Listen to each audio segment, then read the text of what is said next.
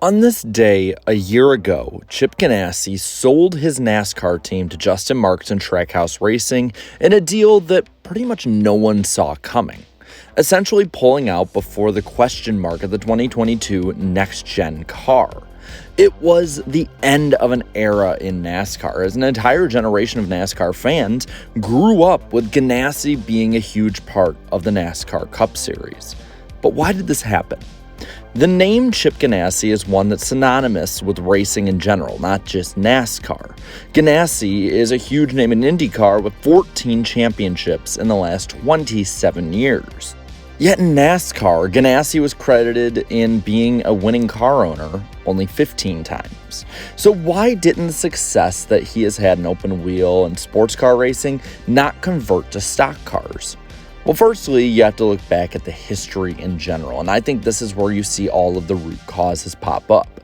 In 2001, Ganassi bought a majority ownership of Felix Sabates' NASCAR team, Sabco. The team would be listed as Chip Ganassi Racing with Felix Sabates. For their first season, Ganassi fielded the number 01 Dodge with Syncro Wireless as sponsor, with the late Jason Leffler as driver, and the team ran subpar, only participating in 30 of the 36 races that season. With only a top 10 on the season and a 37th place points finish, changes needed to be made with that team ASAP, with Syncro leaving Ganassi for RCR and Ganassi moving on from Leffler. The 01 would be rebranded as the number 41 Target Dodge and would be piloted by veteran Jimmy Spencer. Meanwhile, the franchise driver of the time, being Sterling Marlin, would build upon a huge and successful 2001 season that saw him run third in points with his Silver Bullet. In 02, Ganassi looked to establish itself as a powerhouse team. While Spencer improved the number 41 team to 27th in points, the main focus was on Marlin, as for much of the opening 3 quarters of the 2002 season, Sterling Marlin sat atop the points heap. With wins and consistency, Coors Light was not only a lightweight, but was also the one to beat. But just as it seemed that Marlin, Ganassi, and Dodge were all set up to win their first Cup titles, disaster struck. Due to a huge impact at the Kansas Speedway, Marlin would suffer a broken vertebra in his neck and would have to be out for the rest of the year. This ended his season and handed the reins to young hotshot Jamie McMurray. McMurray being tabbed to drive for Ganassi in the Cup Series in 2003, and he proved all the doubters wrong that he might have had at Charlotte by beating out Bobby Labonte and bringing the number 40 team to the 3rd victory of the season. While Marlin returned to the 40 in 2003, he would never be the same driver he was pre-Kansas 02. The end of his tenure on the team was in 2005, and it was just a continuous trend downwards. Spencer moved on from the 41 at season's end and was replaced by Casey Mears, while McMurray would drive the number 42 Haviland Dodge.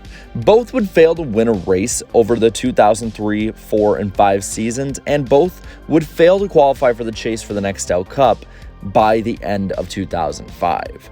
All of these factors brought on huge changes for the team. In 2006, it would look completely different. Mears would jump to the 42 after McMurray moved over to Roush. The team would fill the 41 with the 20-year-old Reed Sorensen. With the team moving on from Marlin, the number 40 was vacant and filled by young David Stremme.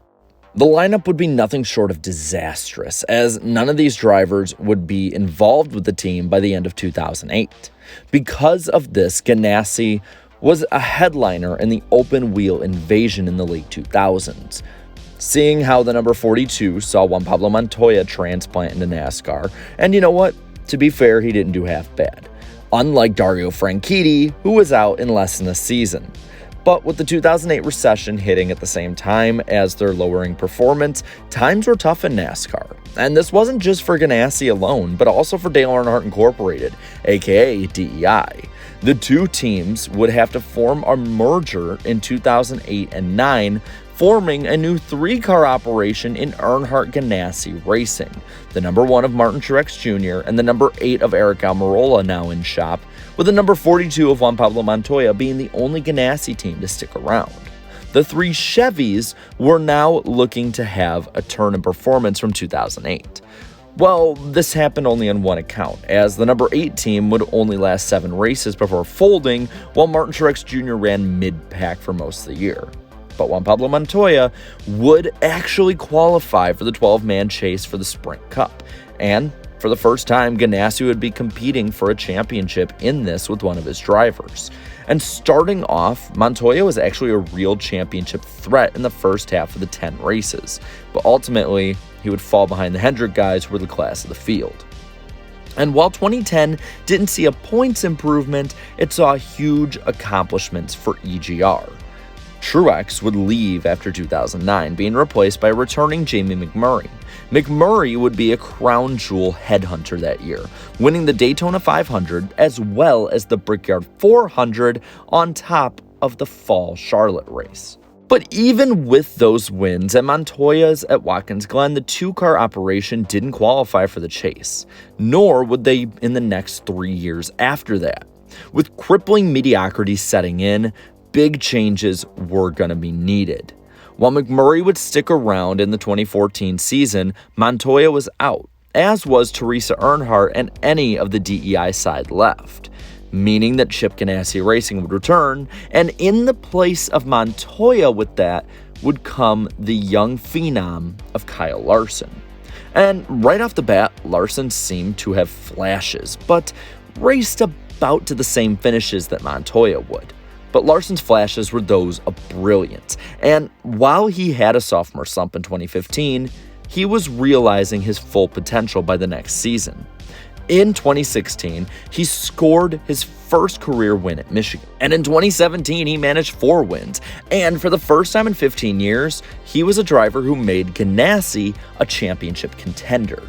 And if he doesn't have a huge playoff collapse, he may have actually had a real shot at Homestead that year.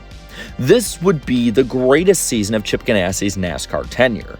In 2018, the team went winless, but Larson still had an easy qualification to the NASCAR playoffs. This season, though, would spell the last one for Jamie McMurray as he retired at the end of the year. Yet Ganassi stepped itself up a notch in driver lineup by acquiring 2004 champion Kurt Busch. Busch, even nearly 20 years into his career, was still a top talent. Hell, in 2018 at SHR, he nearly made the Final Four as a lame duck. So it should be no surprise that he nabbed a win at Kentucky over his younger brother and qualified for the playoffs that year with Larson, who didn't even get a win until, 7 races to go in the season. This was a season that Ganassi could build upon, and early in 2020, it looked as though they did. Larson was bad fast in the opening 4 races and looked reminiscent of his 2017 form. But with the COVID-19 pandemic hitting the world and stopping everything, the trajectory of Chip Ganassi Racing forever would change. In an iRacing race, Larson was heard on a hot mic dropping a hard R N-bomb. With nothing else in the sports or news cycle, the story went viral in the worst possible way for both CGR and NASCAR. NASCAR would suspend Larson for the incident, and due to sponsors threatening to pull support from Ganassi, the team cut ties with their franchise driver. In his place would be a washed-up Matt Kenseth, who hadn't raced full-time in nearly 3 seasons. At season's end, Busch got his 1 win, but aside from that, it was a very disappointing year and one to forget.